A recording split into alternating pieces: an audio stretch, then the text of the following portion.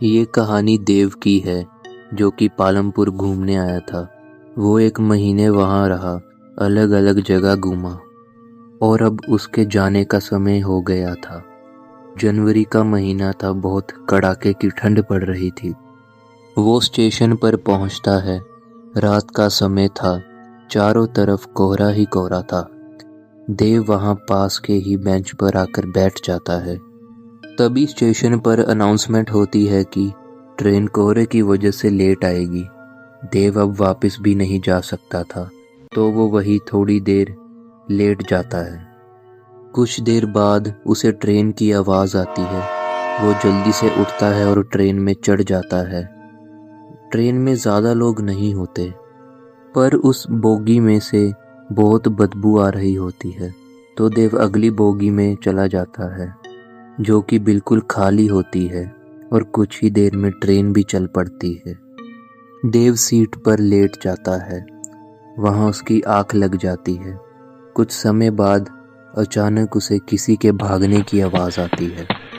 वो आवाज़ से उठ जाता है और उठ के आगे पीछे देखने लगता है। तभी उसे टॉयलेट की ओर से किसी बच्चे की रोने की आवाज़ें आने लगती हैं।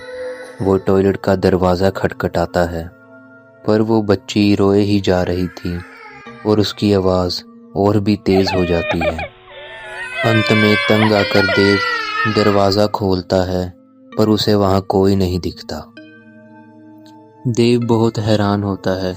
वो दरवाज़ा बंद कर जैसे ही मुड़ता है तो उसे कोने में एक छोटी लड़की दिखाई देती है और उसका सिर खुला होता है।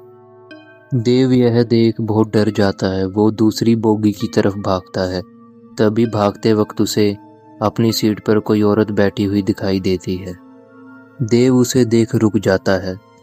उस औरत ने अपना चेहरा घूंघट से ढका हुआ था। देव उसके पास जाता है और उस औरत से कहता है कि वहाँ एक बच्ची है और उसका सिर खुला हुआ है, पर वो औरत किसी भी बात का जवाब नहीं देती और ऐसे ही बैठी रहती है। अचानक देव की नज़र घूंघट में छुपे उसके चेहरे पर पड़ती है।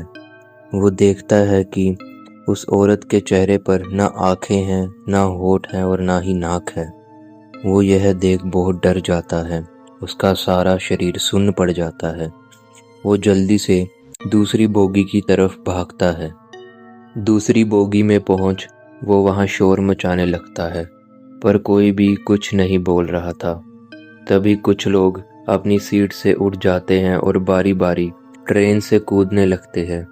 यह देख देव बहुत चिल्लाता है और ट्रेन की चेन खींचता है। ट्रेन रुकती नहीं है। तभी लाइट भी ब्लिंक होने लगती है। अब देव को फिर वही औरत और बच्ची दिखाई देते हैं।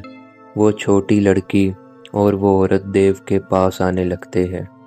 देव कोने में बैठ अपना सिर झुकाकर रोने लगता है, पर तभी एक ही पल में सब कुछ शांत हो जाता है। देव अपना सर उठाकर आसपास देखता है तो सभी लोग अब उसी की साइड में देख रहे थे। देव जब अपनी साइड में देखता है तो वो हैरान हो जाता है। वो देखता है कि उसकी बॉडी ज़मीन पर गिरी हुई है और तभी ट्रेन का हॉर्न ज़ोरों से बजता है। ट्रेन एक सुरंग में से गुजरती है और एक तेज़ रोशनी के साथ गायब हो जाती है।